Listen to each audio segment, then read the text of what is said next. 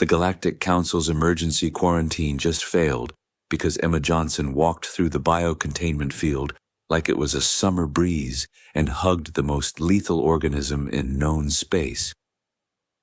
Security Chief Zillax's primary manipulators froze over the emergency lockdown controls as he watched the security feed.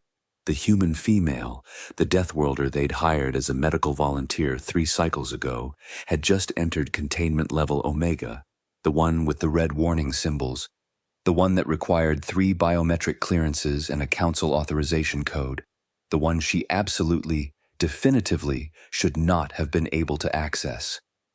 "Someone stop her!" Zillax's translator crackled across the station's emergency channel. "She's approaching the Cathraxi ambassador's chamber." According to YouTube analytics, 99.6% of viewers are not subscribed. That's a huge number. By subscribing the channel that is completely free, you'll help support the channel and never miss fresh content. On the view screen, Emma paused at the inner containment door, squinting at the warning labels. Her primitive auditory organs, ears they called them, had those white devices humans used for audio communication. She was humming something. Zillax's threat assessment subroutines screamed warnings his species had evolved over millions of years to recognize. Predator, danger, incomprehensible. "Chief, she's opening the door," his deputy whispered, all 4 of his eye stalks rigid with horror. Emma pushed through the final barrier. The Cathraxi ambassador sat in the center of the isolation chamber. 2 meters of crystalline exoskeleton, 6 manipulator appendages, and enough contact poison to dissolve the molecular bonds of every carbon-based life form in the galaxy. 47 species had lost first contact teams proving that exact fact. The Cathraxi were the reason the Council had developed the concept of chemically incompatible species in the first place. The ambassador's isolation had been necessary. Tragic, but necessary. Their body chemistry made them lethal to touch, and the stress of interstellar travel had sent their toxin production into overdrive. For 6 cycles, they'd sat alone in that chamber, communicating only through sealed audio feeds, slowly dying of loneliness while the Council's best xenobiologists searched for a solution that didn't exist. Emma walked right up to them. "Oh, honey, you look terrible," she said, and wrapped her arms around the ambassador's thorax. Zillax slammed every emergency alarm on the station. "Deathworlder, cease contact immediately!" His voice boomed through the chamber speakers, probably loud enough to damage the human's primitive hearing. He didn't care. "You're experiencing lethal exposure to Class 9 contact toxin. Medical teams are..." "I'm what now?" Emma pulled back slightly but kept one hand on the ambassador's shoulder plating. She looked up at the security camera, confused. "I came to check on the patient in isolation. Your medical director said someone needed..." "The patient is Cathraxi," 3 voices screamed through the comm at once. Zillax recognized the Zenthari xenobiologist Azila and at least 2 Council's medical supervisors.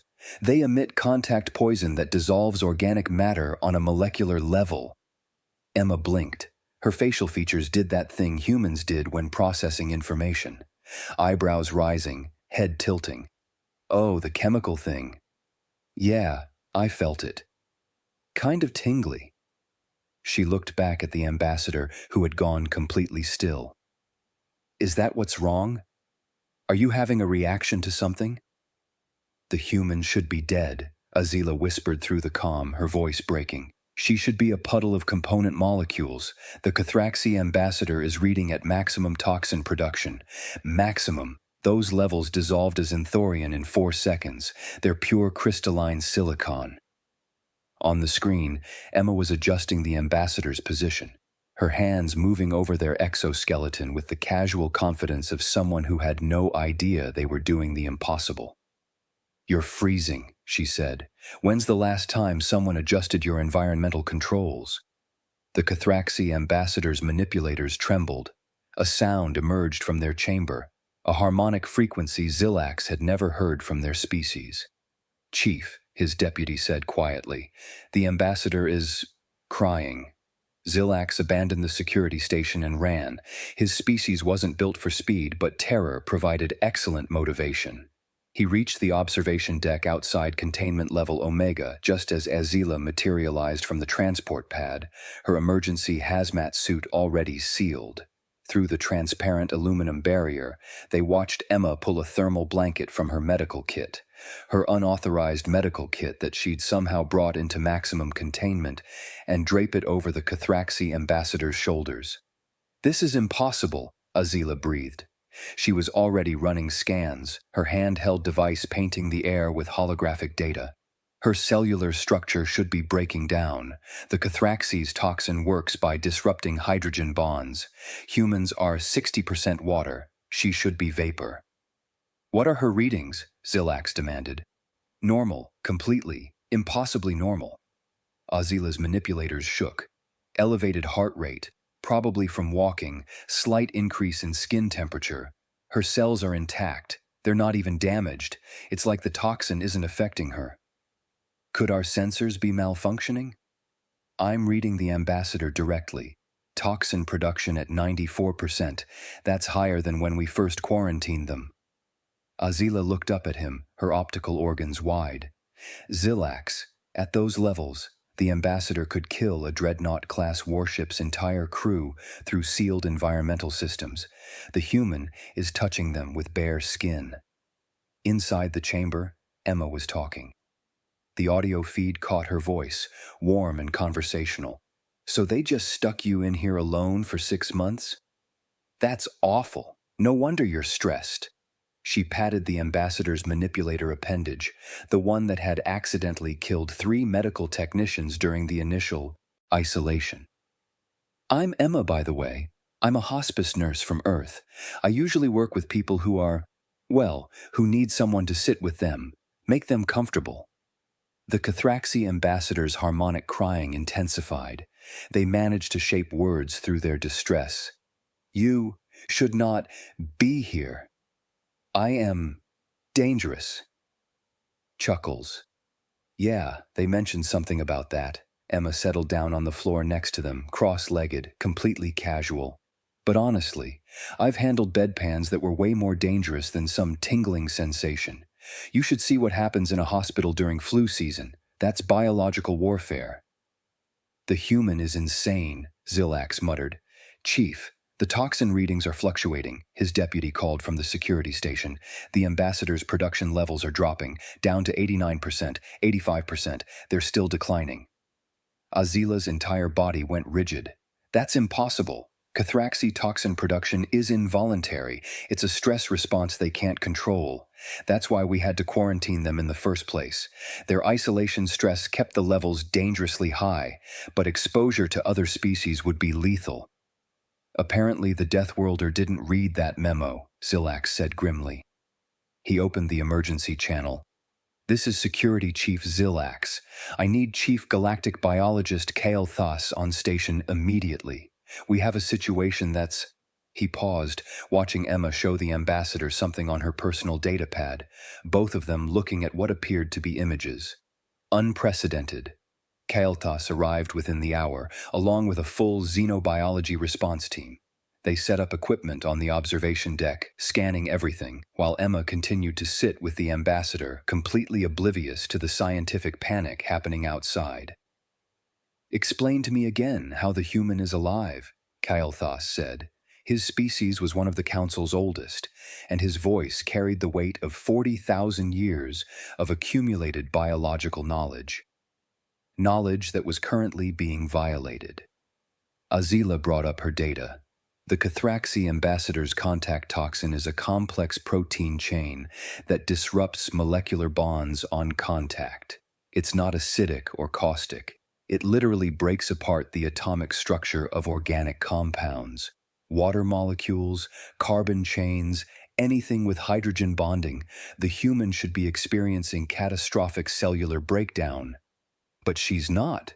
She's not even uncomfortable. "Look." Azila pulled up Emma's medical telemetry. Her body temperature is slightly elevated, consistent with mild exercise. Her immune system shows activity, but nothing extreme. It's like she walked through a cloud of pollen, not the most lethal contact poison in known space. Pollen, Kael'thas repeated slowly.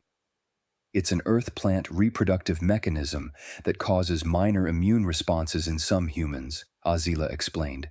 Seasonal allergies, annoying but not dangerous. Inside the chamber, Emma was laughing about something. The ambassador's harmonic frequencies had shifted to what the translation matrix identified as amusement and relief. Their toxin levels are down to 67%, one of the technicians reported. Steady decline since the human made contact. Kael'thas's optical cluster narrowed. Pull up everything we have on Earth, every piece of data from their first contact, their planetary survey, everything. Files materialized in holographic space. Zilax had reviewed them when the humans had applied for council membership 3 years ago, but he'd focused on the relevant parts, their technology level, their diplomatic capability, their military strength. The rest had seemed like standard biological data. Now reading it again with the context of watching a human casually survive the unsurvivable, certain phrases jumped out with new meaning. Deathworld classification, level 9. Atmospheric composition includes reactive oxygen. Native species exhibit extreme adaptive immunity.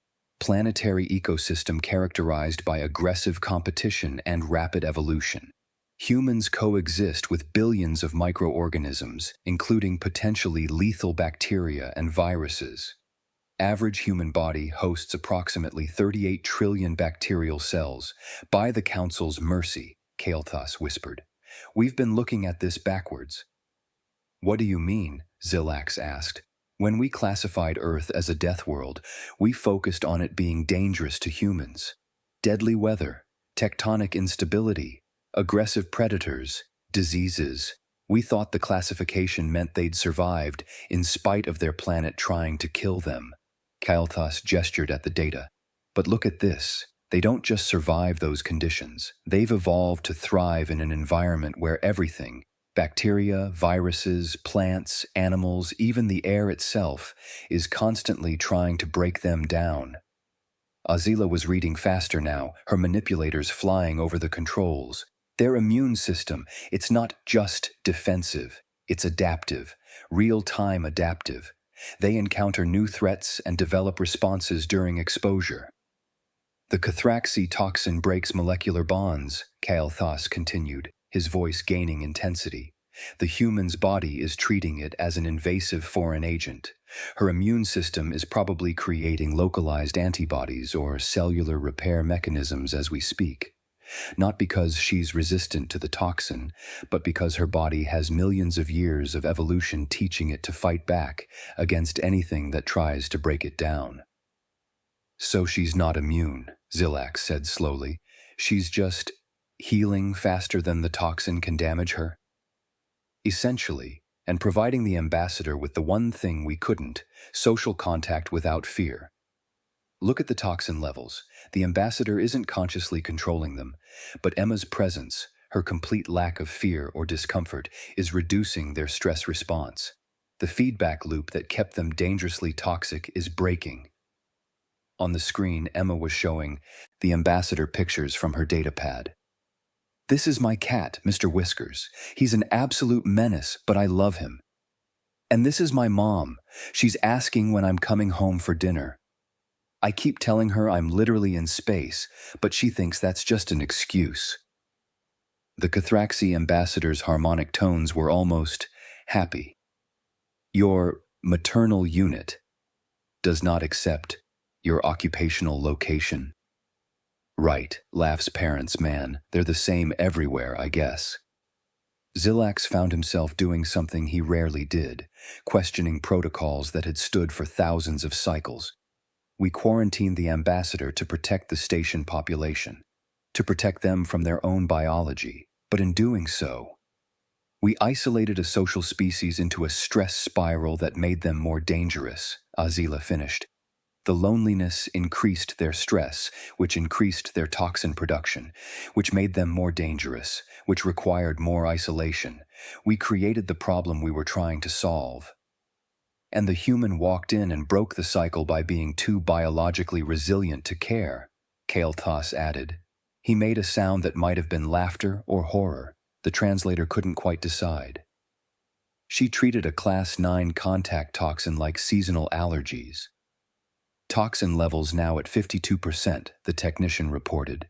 The ambassador is approaching baseline safe levels for the first time since arrival. Zilax opened a channel to the isolation chamber. Emma Johnson, this is Security Chief Zilax. Can you hear me? Emma looked up at the camera and waved. Oh, hey, sorry about the unauthorized entry thing. The medical director's message said someone in isolation needed a check-in, and when I got to the door, my badge worked, so I figured it was fine. Was I not supposed to be here? The medical director's message?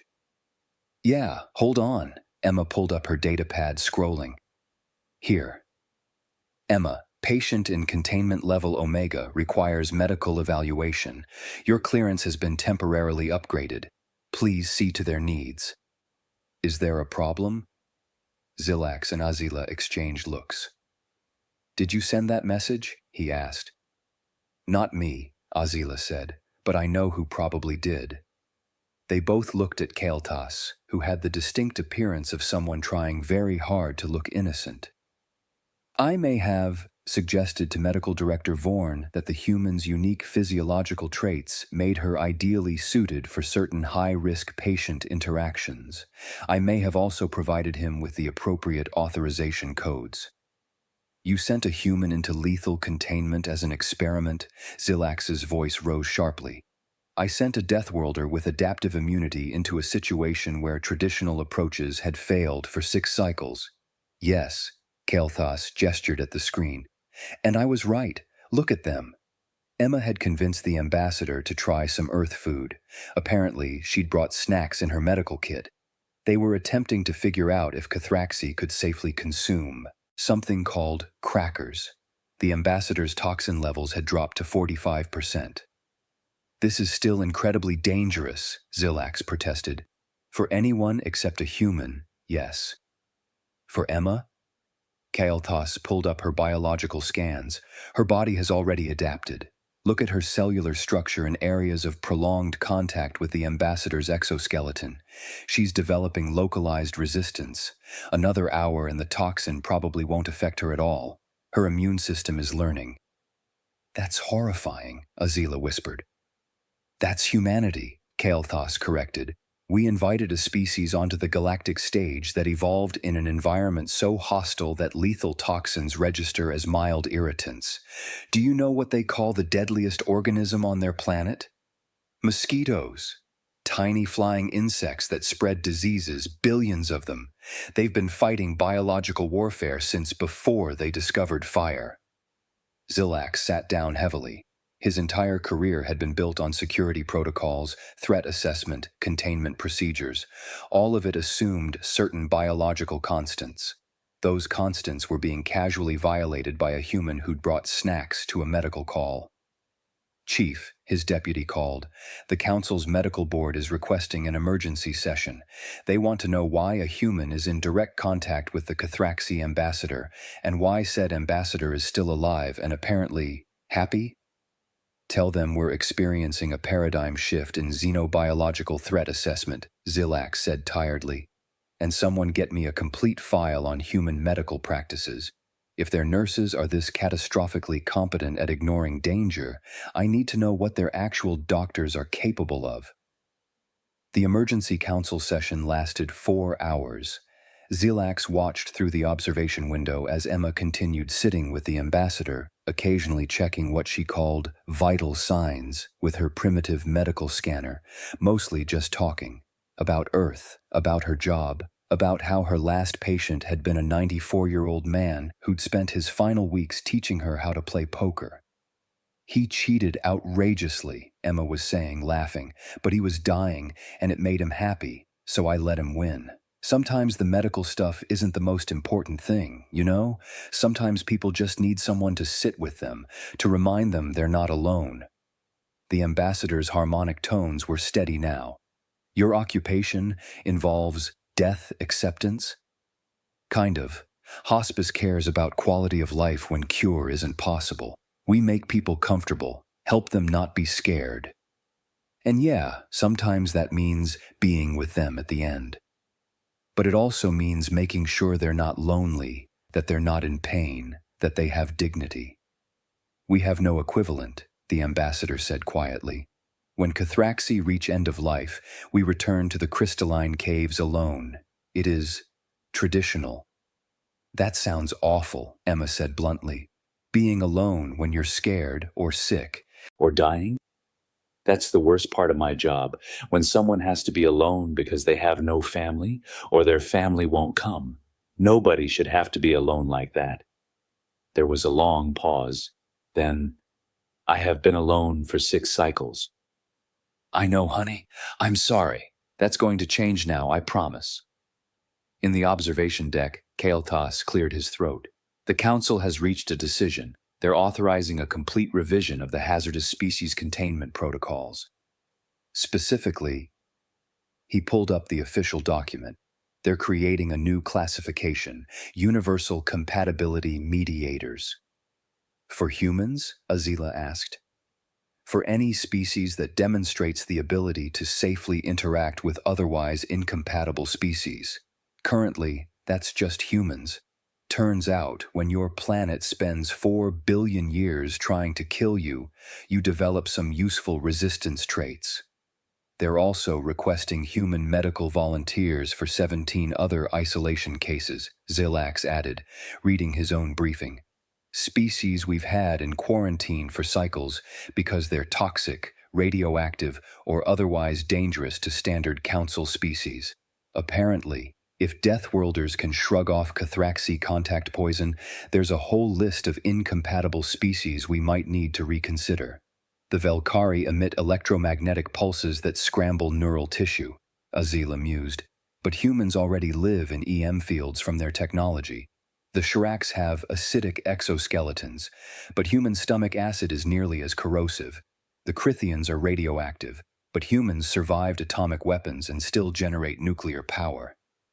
You're saying humans might be compatible with species we thought were impossible? Zilax asked. I'm saying we've been using the wrong species as our baseline for normal. Kael'thas gestured at Emma through the window. Most council species evolved on stable, peaceful worlds. Humans evolved in hell and came out friendly. That's not normal, but it might be exactly what the galaxy needs. Emma's datapad chirped. She glanced at it and made a surprised sound. Oh, wow, my shift ended 20 minutes ago. Time flies when you're having fun, I guess. She stood, stretching.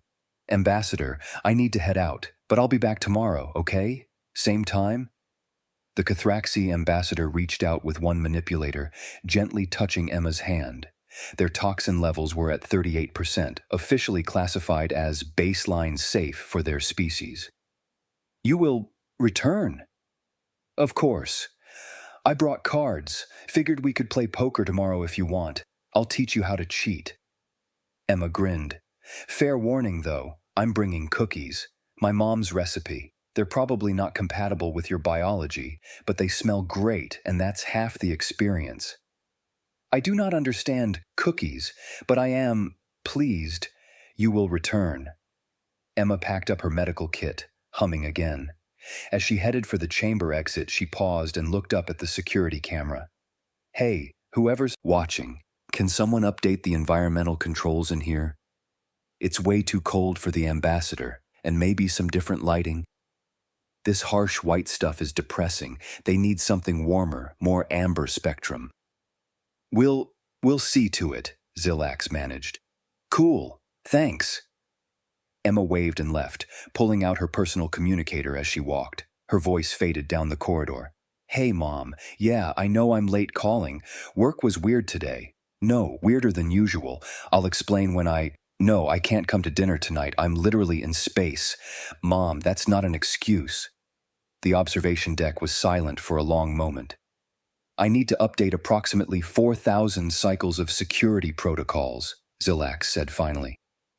I need to rewrite fundamental xenobiological theory, Azila added.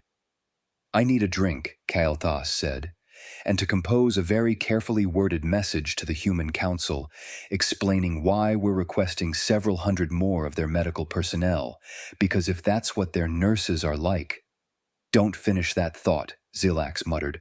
I'm not ready to know what human military medics are capable of. In the isolation chamber, the Cathraxi ambassador sat with their thermal blanket, looking at the images Emma had shared, pictures of Earth, of cats, of Emma's smiling family. Their harmonic tones were quiet but steady. For the first time in 6 cycles, they were not alone, and they were no longer untouchable. 3 cycles later, Zilax was reviewing the station's new medical protocols when Azila appeared at his office door, her manipulators full of data tablets. You need to see this, she said, projecting a holographic chart. Emma's been visiting the ambassador daily. Their toxin production has stabilized at 22%. That's lower than we've ever recorded for their species. And look at this. She switched displays. We've been scanning Emma continuously. Her body has completely adapted. The Cathraxi toxin doesn't affect her at all now. 0 cellular damage. She's functionally immune. In 3 cycles? Her immune system learned. It saw the toxin, figured out the mechanism, and developed countermeasures. That's not resistance, Zilax. That's active adaptation. In real time. Azila's voice shook slightly. Do you understand what this means? Humans don't just survive dangerous environments, they adapt to them, permanently. How many other isolation cases have human volunteers now? 12, all showing similar results. The Velkari case is particularly interesting. The human volunteer, Olivia Smith, actually likes the electromagnetic pulses. She says they tingle in a nice way and help her relax. Azila made a gesture that might have been exasperation or awe. The Velkari is teaching her meditation techniques. They're friends now. Of course they are, Zilax said. He'd stopped being surprised after the 3rd impossible thing humans did. Anything else? The Cathraxi ambassador has formally requested Emma be assigned as their permanent cultural liaison. They've learned poker, and yes, Emma taught them to cheat. They're apparently quite good at it. Azila paused. Also, the ambassador asked if Emma's maternal unit would like to communicate. Something about understanding parental concern regardless of species. Zilax felt something that might have been the beginning of a smile.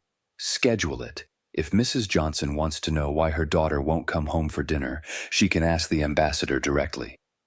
You're enjoying this. I spent 30 cycles believing I understood security protocols, Zilax admitted.